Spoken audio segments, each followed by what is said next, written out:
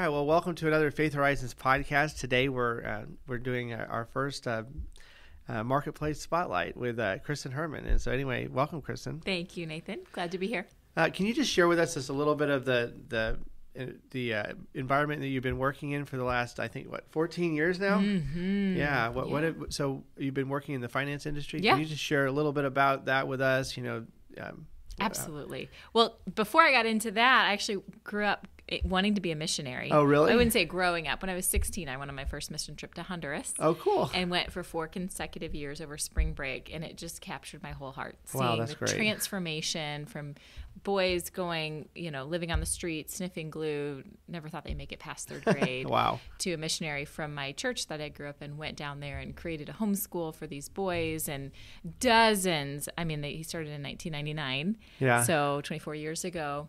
Dozens have made it through high school, gone on to college, come to the States, gone on back to create their own businesses and build their families. It was just amazing. And so that really opened up my eyes to see, the need physically, and I wanted to be able to make an impact with my life. Wow. And at the same time, when I was 18, so 2 years after my first trip and, looking at colleges, my dad said, "Kristin, I think you would do well in business." I was wow. "Oh, Dad, I'm not about making money. I want to help people." Well, we know that now that you can actually make money and help people. Yeah, you can help people. And my freshman year college roommate was a marketing major. I had gone in undecided. Oh, wow. I thought maybe I would do medical missions or something, but then I took AP biology in high school, and that was like a shut door in my face.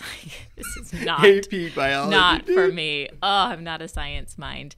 But then my freshman year roommate was taking these marketing classes, and I was like, you know what? I think my dad was right. I think I would enjoy business. Wow. So I ended up declaring business management major and a marketing minor. Oh, wow. And in 2009, I was a junior in college. I was actually in China for an international business study tour over a J-term, so a month of January, where you can stay on campus and take a class or travel. So naturally, I thought that would be a cool way to get international business study credit. And my classmates and I were talking, because this is in the wake of the 2008 economic crisis. Oh, yes, Massive you're right. layoffs and bailouts. And we're like, who is hiring interns? We have to have an internship to graduate. Yes. But where are we going to find it?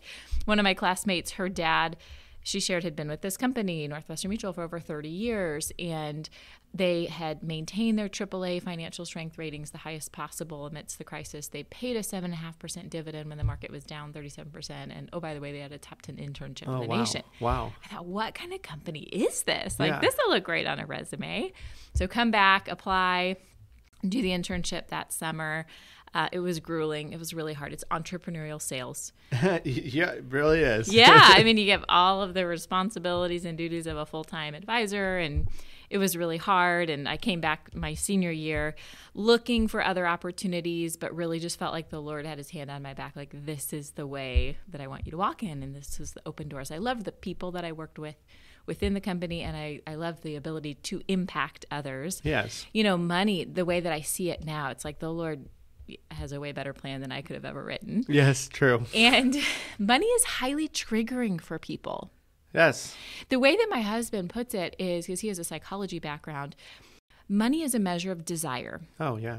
You're willing to spend more or less on something depending on how much you want it. And desire is a measure of the heart. Oh, yeah. Where are you looking to for security, success, satisfaction, pleasure? That's where you'll put your money. And therefore, money is inextricably tied to the heart. Yes. And any insecurity that we feel will come out in the way that we spend and relate to money. That's awesome. And it causes people, the way that I see it is, to go one direction or the other if they're not securely attached. And so I don't know if you're familiar with attachment styles. I've just really enjoyed studying them lately. But the goal is secure attachment. We get it from a primary parent, ideally, or caregiver growing up. But we live in a fallen world. Right. And even, my parents were very well-meaning and they loved me, but, I veered more towards the anxious attachment of, and after doing a lot of self-reflection over the last few years, realizing, I've lived my life with this conditional sense of well-being, that I'm okay as long as people think highly of me, as long as there's enough money in the bank, as long as my kids aren't incessantly whining or fighting with each other, right? And if those things aren't in line, then you might not see a very pretty version of me. It makes sense for most of us. Right. So that begged the question for me, like, how can I just be okay, right? How can I be securely attached versus this anxious? And I never knew how much anxiety I live with because I was always pretty good at getting the outcomes. Yeah. But children have a way of bringing out the best and the worst in us and seeing, I can't control these little people. I have two. So yes. It's like I'm a recovering control freak here. Exactly. And realizing, like, okay, I got to, and honestly, the verse that really resonated was about a year and a half ago. Came across Jeremiah 17, 7-8. Okay. And I had read it before, but the Lord really captured that essence of a tree. Okay, so the verse says, "Blessed is the man who trusts in the Lord, whose confidence is in him. Yeah. He will be like a tree planted by the water that sends its roots out by the stream. It doesn't worry when the heat comes. Its leaves are always green. It doesn't fear in a year of drought and never fails to bear fruit." Wow. So that's secure attachment, right? Like going deeper into a source of life that isn't contingent on the external, forces for our well-being. Yeah. So anyway, that was my realization. I've got the anxious attachment. Others might be avoidant attached, and which means that when it comes to money, so for me, like on the anxious side, it looked like wanting to control it or becoming angry if I didn't get, the price that I was expecting or whatever, which is sad. And then, but the avoidant attacher might just want to avoid it or procrastinate, or they're like, I just don't want to talk about it. Yeah. I'm burying my head in the Absolutely. sand. As we know in life, like there's usually a happy medium, right? There's pros and cons to both, but the goal is secure attachment. Yeah. And so that's what. Well, that's what we want, right? That's what we were made for. We were made for is secure attachment. Right? Yeah. And it's interesting. Dallas Willard, he was a profound theologian, right? 50 plus years in ministry. And at the end of his life, so he was in his 80s at the time, and he had come across this idea of secure attachment. Yeah. And he said, this is salvation, a new attachment to God. Wow. And that's that tree, like the roots that go down deep, they're connected to the water, right? Yeah. Like Jesus said, whoever believes in me, streams of water will flow through him. Yeah, yeah. Right? And that's that tree getting connected to the water. That's our deep in that water, deep in the water. Living water will flow out of out of you, yeah. That's so true, yeah. That's that's cool. the goal. Yeah. But as we know, and so and my dad, something that also was profoundly impactful. So he passed away 5 years ago from kidney cancer. He was only 58 years old. It's so young. So young. He was diagnosed at 57. He battled for about 8 months as he died.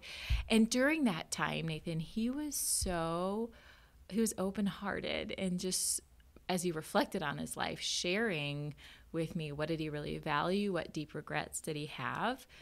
And that was just such a time, like from the outside, you would have looked at him before he got sick and thought, oh, like super healthy. Yeah. He probably worked out or played tennis 5-6 times a week. Right.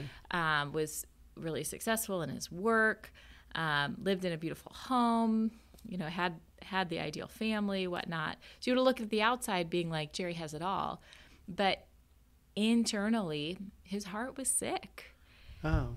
And it was amazing, this process as his body was deteriorating, but his heart was being restored, of ultimately finding secure attachment, that he's loved because of who he is, not because of what he did. Yeah. Because he was just stunned at how many people just gave them meals and cards and served them with a lawn mowing, subscription for a year. And God, when you're in a space of need where you have to receive from others, I mean, it's like a revealing of just like, oh, all of this was available. Yeah.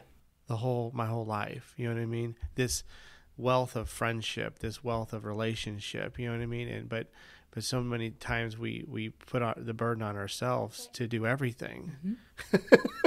Yeah, and despite how lovable he was, he didn't know how loved he was because he was trying to prove his worthiness. Right. And he literally said this to me. He's like, he had lived in this way that it was like this treadmill. Like, you can't misstep. That's or what I'm you're saying. gonna, and like, look at my house, look at my career, look at my family. Aren't I successful? Yeah. And the cry of his heart was, aren't I worthy of love? Yeah. And the resounding answer is yes. But it's not because of any of that. Yeah. Like, if you drop into your heart, it's like, well, you just want to that's as a child, like, to receive and to realize, like, that's secure attachment. I'm loved. It's twofold. One is, I'm glad to be with you. Yeah. Right. That's what children need to receive from their parents, is just this sense of delight. And two is to be held in this contemplative silence. Yeah. Like, do you think about, I have 3 young kids, 7, 5, and 2. And sometimes you just hold them, not because they're, yes, if they have a meltdown or they're sad, like, you want to hold them. But what about the times where it's just, I just want you to know that I love you. And I just want to be with you. And like, how that speaks to the heart of, you don't have to earn it. You don't have to prove it. You can just receive. Yeah, so you're saying that love is not a reward. Yeah. It's just because. Yeah. Because you are human and you are loved. It's not because you did this and this and this and this that you are loved. Yeah. And of course, society cues us to believe it's this if-then mentality. And that's what keeps us, again, that treadmill of, okay, get the house, get the income, get the family, this many kids. And then what people have shared over time is like, well, you get it. And I've experienced this in my own life. You hit that metric of success, and then the goalpost changes, and it's like, okay, now it's like a better neighborhood, or more in your retirement accounts, or more income, so that you can do these opportunities. And it's like, not that those things are in and of themselves bad, but what does it look like to slow down, and rather than being so focused on something that's out there, what does it look like to just savor this moment? Yes. Because every season of our lives, there will be parts about it that we really enjoy. Yeah. And other parts that we can't wait for that to end, right?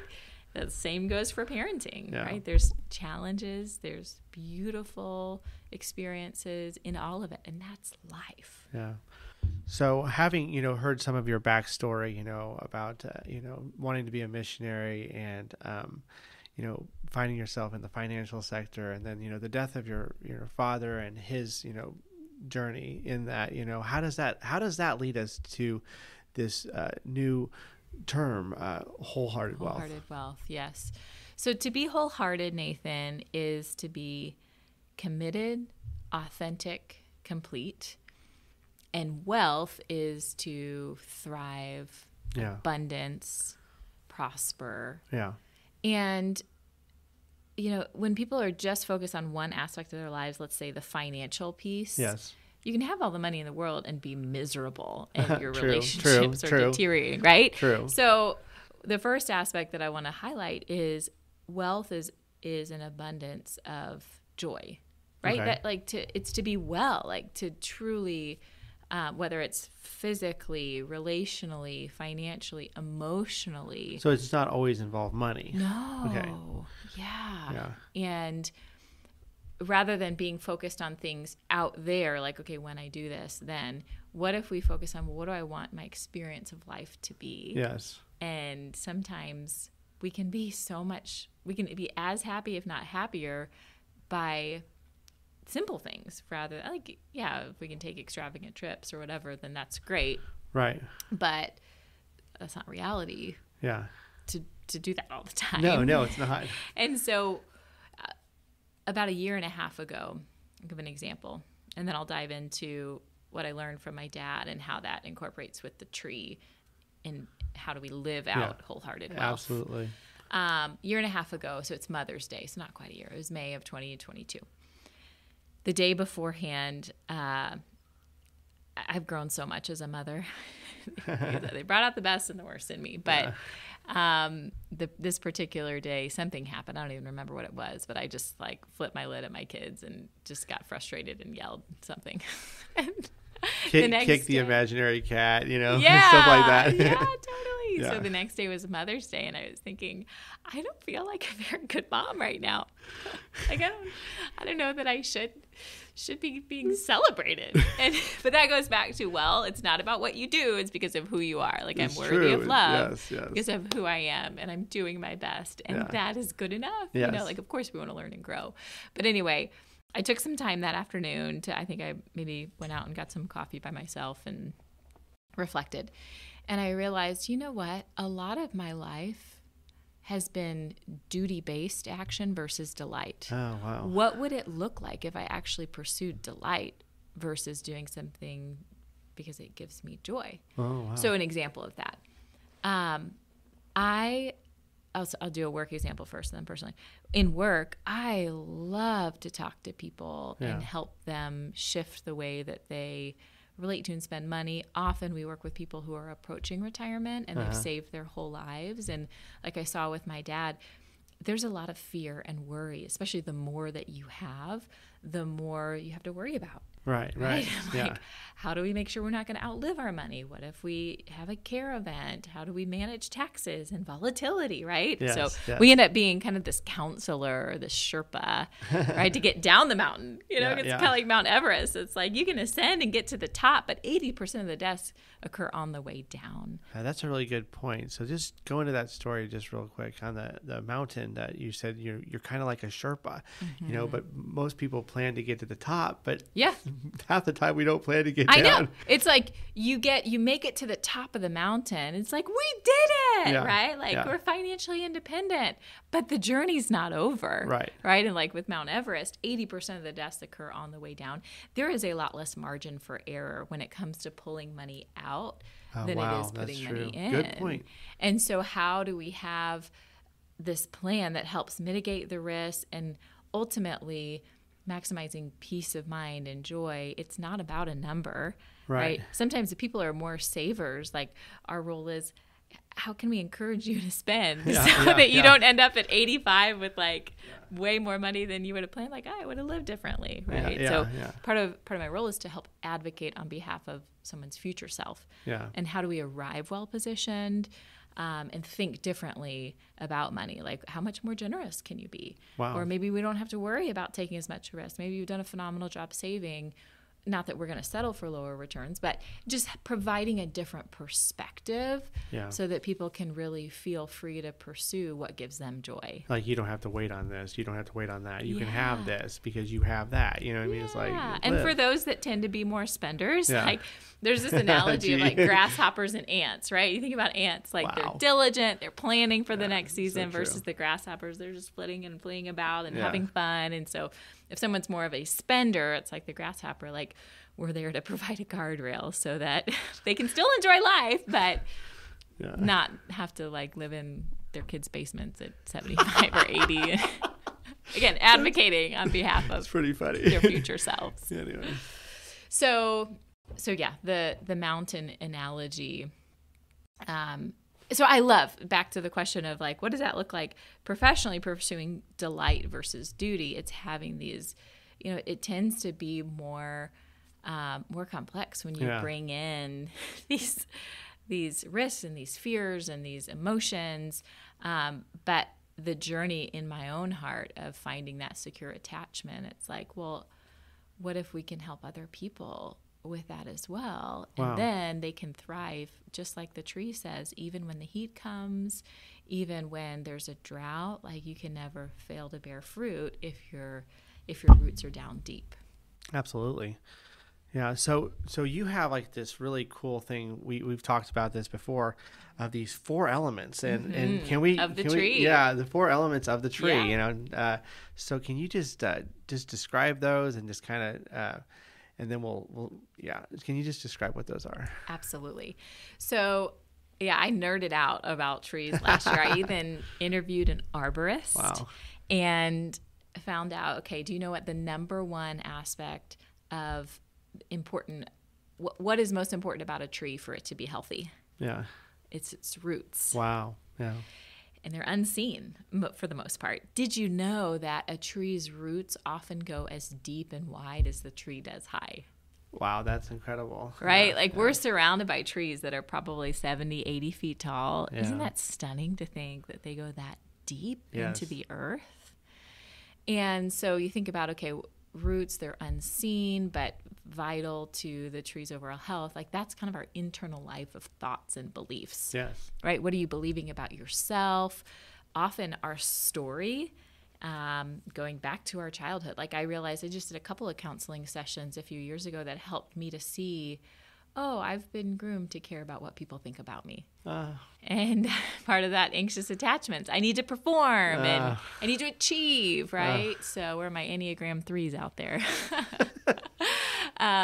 So realizing that, you know, the subconscious, like there's so much there that motivates the way that we interact and see the world. And so if we can really get understanding and clarity, not that we can change the past, but we can have peace about it. Absolutely. And realizing, oh, have there been some self-limiting thoughts and beliefs that I've had because of how I've been wounded in the past? Yes. And really inviting the Lord into that to say, okay, but I'm not defined by that. It's not that it doesn't matter what people think. It's just that I'm not defined by it.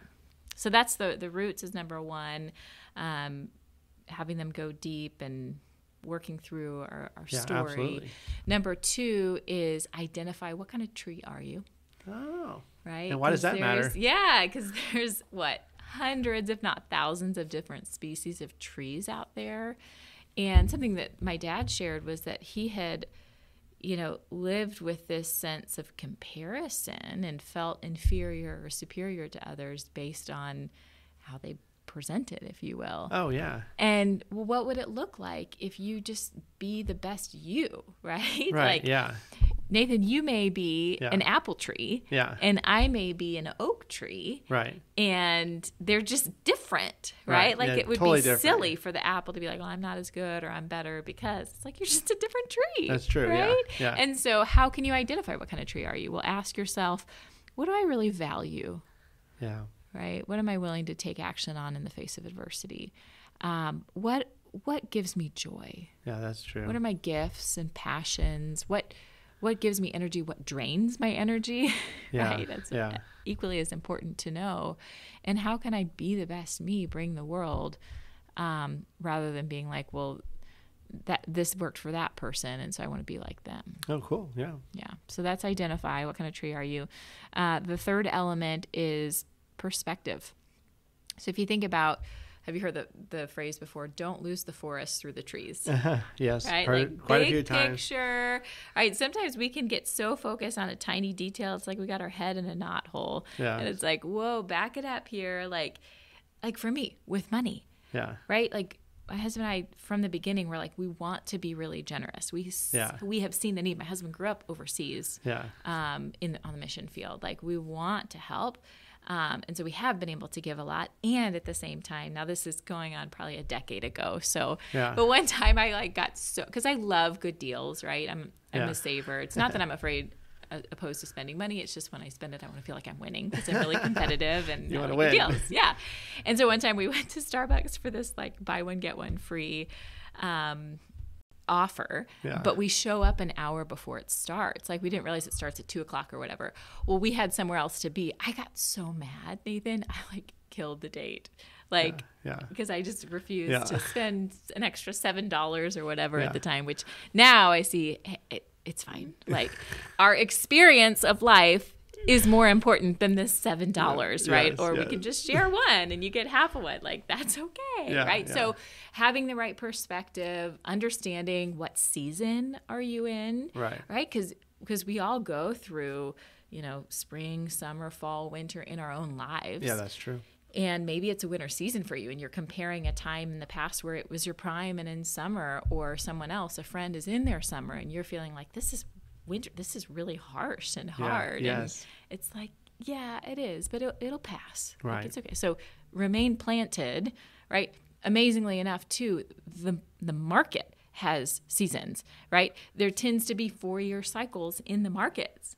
Yeah. Where it's like expansion is spring, and then trough is summer, and then slow down and recession is more of a winter. Yeah. It's like, stay planted. How But silly would it be? You're saying the market even needs to have spring and winter and the market needs seasons too. Yes. Everything needs Yes. seasons, right? Life needs it's seasons. how God designed it. Life needs seasons. Yes. And the resounding theme is to have an attitude of gratitude.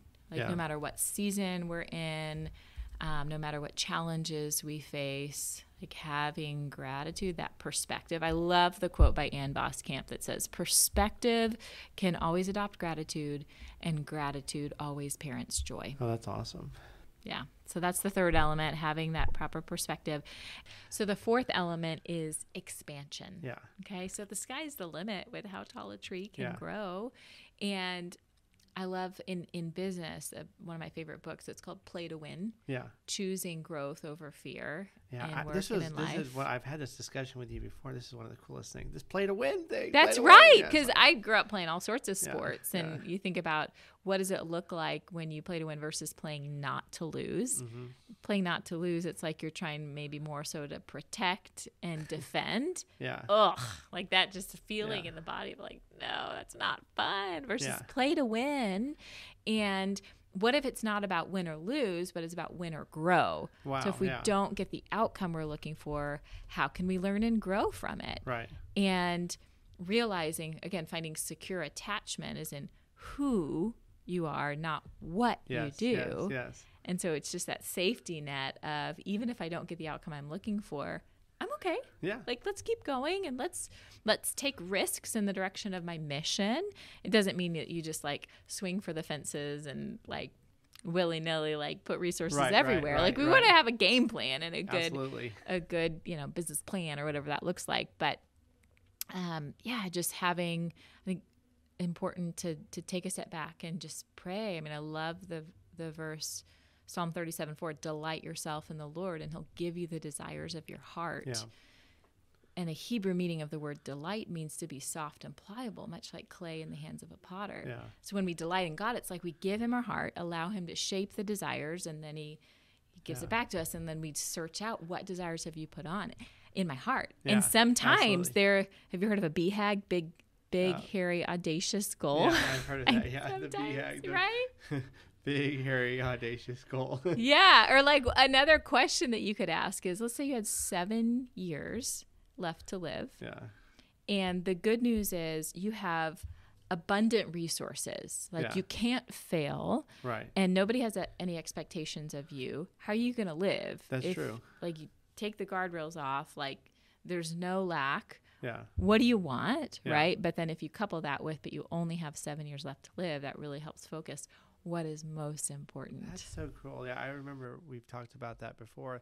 That 7-year thinking pattern of, if I had unlimited resources, but I only had 7 years to live, that really helps you find, these are the serious priorities in my life. They're my values. They're my values. Right. Yeah. Because then the question, that could follow that is, well, what if I just have 24 hours left to live? Uh-huh.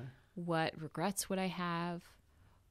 Who would I want to be with? What would we talk about? What would I not be worried about? So like, it's almost like, what are you imagining that you're going to get to one day? Mm-hmm. Versus, if you only have 7 years, you need to now cut that down into 7-year time span. Yeah, because we all think we're going to live until, most people think they're going to live until at least 70, 80 years old, maybe 90. 80, 82, 85. Right.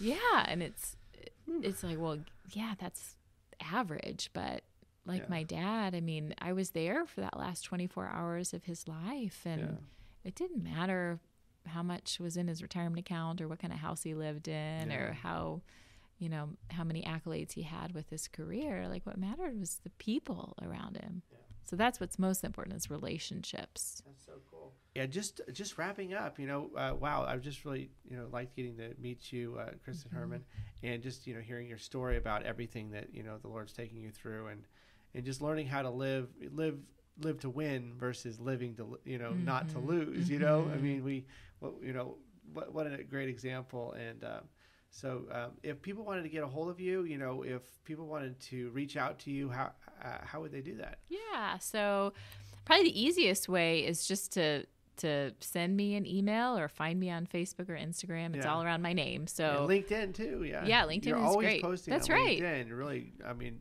exceptional post on LinkedIn. Oh, thank and you. And the reposts are really good. And you've always got very nice, succinct comments up at the top. I really value those. Awesome. I'm like, wow.